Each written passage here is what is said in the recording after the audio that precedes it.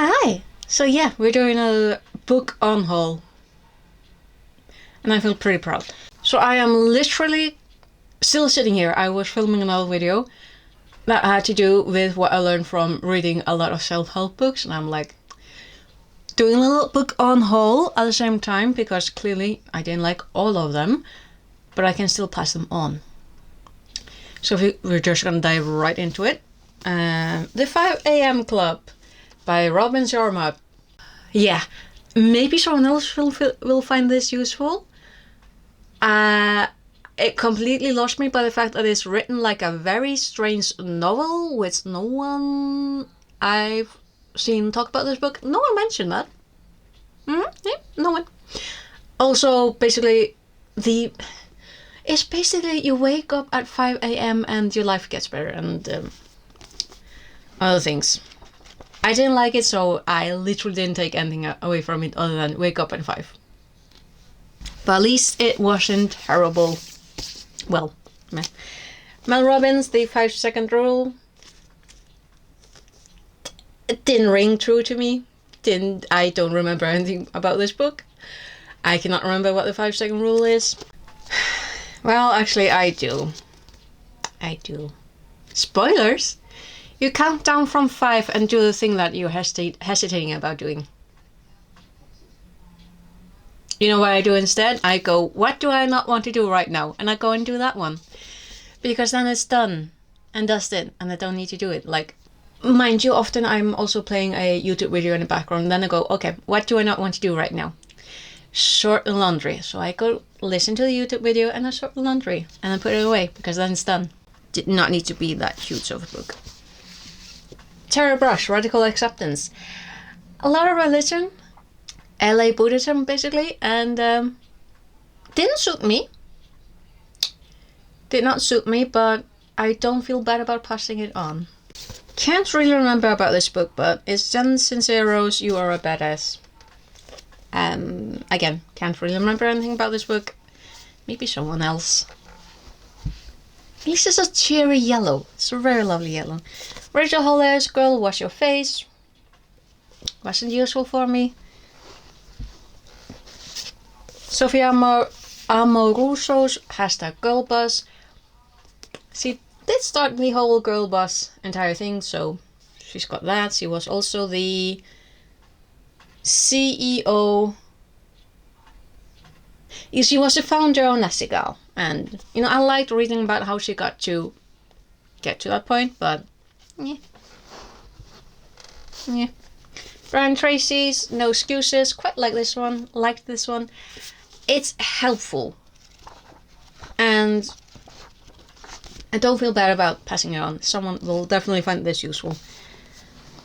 It's probably the one self-help book in this pile that I have the best feelings towards, because then we got Jordan B. Peterson's 12 Rules for Life, An Antidote to Chaos. I don't remember anything from this book, just have an ambivalent feeling towards it, so I'm like...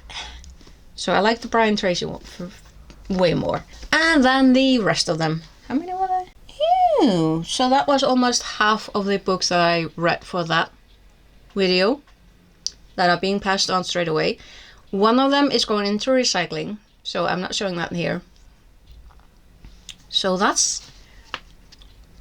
yeah, about half of the books that I read for that video are leaving the house now. And then we got the other books. Got this pile. So, let's start with Ha-Yun Zhang's Edible Economics, The World in 17 Dishes. I just read this one, and it's fine, it's fun.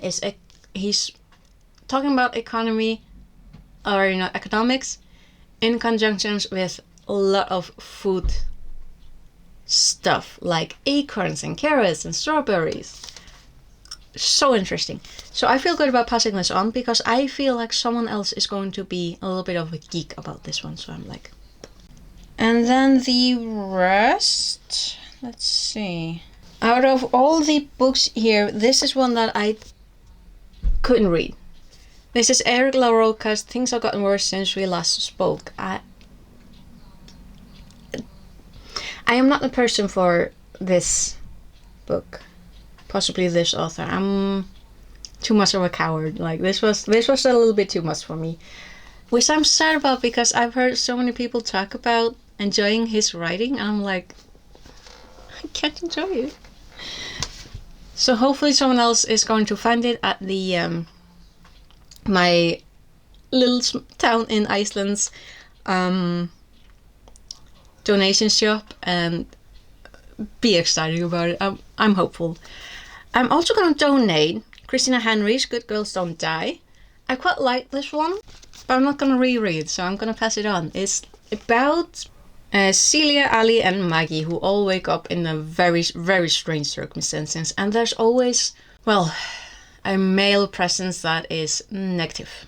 I mean, if you need the catharsis on hating on hateful misogynistic men, this is the perfect book. And the rest of these, I basically went into my storage to find because there's just time for them.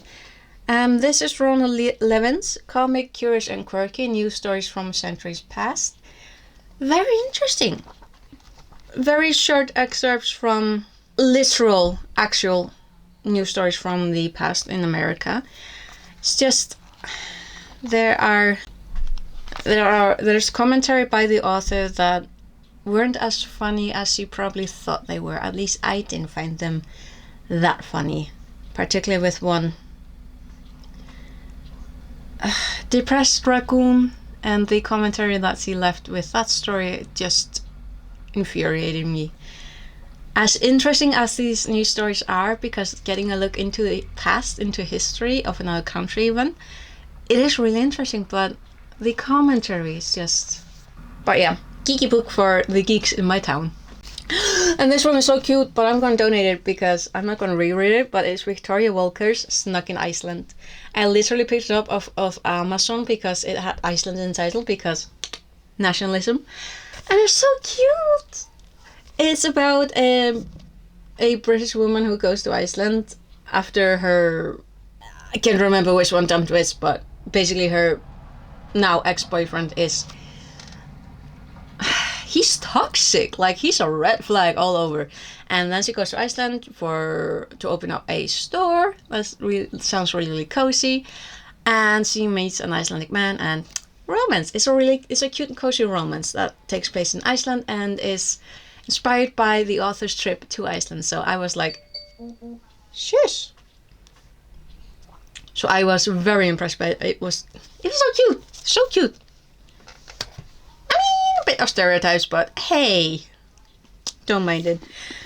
Michael Booth, The Almost Nearly Perfect People, Behind the Myth of the Scandinavian Utopia. I read this quite a while ago. I was generally hoping to read this. Oh, I need to take a tab. So nah, they can stay. I was really hoping to read this and have some conversation with... I mean, the author is British, so I was hoping to be able to have a conversation with some of the British people who live in my town. But this book... I mean, some chapters were good. So basically each chapter... he went to Finland, Norway, Sweden, Denmark, and then probably had a discount weekend trip to Iceland, because the chapter on Iceland is tiny and full of stereotypes. And basically he's like, I'm not going to be a stereotype, but then he's nothing but stereotypes. And the running joke throughout this book, I am still pissed about this book, so I'm going to get it out of my house. But the running joke is that because liquor stores in Scandinavian Nordic countries are state stores. They're run by the state. And this is something that the author is very clearly has some kind of issue with, because he populates every single liquor store in every single Nordic country with a judgmental older woman who is side-eyeing him and judging him for the alcohol that he's buying. I'm like, have you met the Finns? Have you met Danes? Which is ironic because he lives in Denmark with his Danish wife. It's a very, very bizarre red line, and I'm still pissed about this book because I was hoping for something a little bit better. And like this part, 54% of Icelanders believe in elves. BS. Okay, we don't believe in them, we just don't deny that something exists. And also, like this entire thing here, okay? Here's Norway, here's Denmark, here's Sweden, here's Finland. Where's Iceland? On the back. Basically, Iceland was literally an afterthought that was just added on to pad sales and pad into hashtags. And maybe someone will find it interesting. I just need to get out of my house because I'm still pissed off it. I haven't taken the price tag off of this. It's more... Maybe I'm just gonna keep it on. Oh, it was on... Anyway, November 21st, this day after my birthday. But anyway, this one is Your Guide to Not Getting Murdered in a Quaint English Village by Maureen Johnson and Jay Cooper. It is... Oh, I bought it in 21. Haha. There's a proof. I bought it because it's supposed to be like sarcastic, funny, a commentary, like it has promises, and I'm like, it just didn't quite do what I needed, but it's nicely morbid and it's cute. Just not what I was hoping for, so I'm gonna pass it on with tax and all. Oh, this one I quite like. It's Kara Hunter's Murder in the Family. This one got me out of a reading slump, and I really like it, but I'm not gonna be rereading it. It's... Where am I? No, I'm gonna be rereading this one. I might, actually. Because, no, I'm gonna donate it. Yeah, I got a lot of other books that I need to be reading. I'm probably not going to be reading this, and I don't feel bad about passing it on. It's written like a script, radio script. It has news articles, it has text messages, it has so many things, and the story that it's telling is just, there are so many threads, and you can just be annoyed at pretty much any character, I feel like. Yeah, it's lovely. I adore it, and the story was fun. It, like I said, it got me out of a reading slump, so passing it on. And lastly but not least, it's Covered in Dust, for one thing. It's Amanda Lovelace's Women Are Some Kind of Magic. We got the mermaid's voice returns in this one, the witch doesn't burn in this one, and the princess saves herself in this one. The thing is, I was expecting this lovely collection to be a collection of novellas, of fairy tale inspired stories.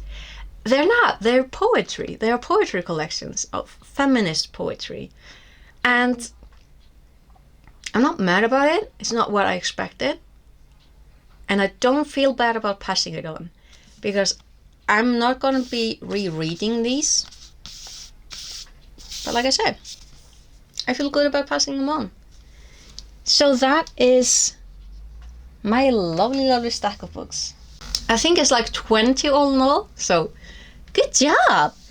So these are going into the donation box, and they will be taken to the charity shop either this weekend or Wednesday, whenever it's open. And someone will hopefully a lot of somebody will have fun reading these books, so yay! I did it! Yay! So thank you very much for watching. I hope you had fun watching me ramble. And honestly, if you read any of these books, please do share. Like I said, I read all of them except for the Larocco one because I tried, but it was too much. Ugh, I feel good about this. So yay! Thank you for watching, and I will hopefully see you again in some other video of mine. And until then, take care. Bless, bless.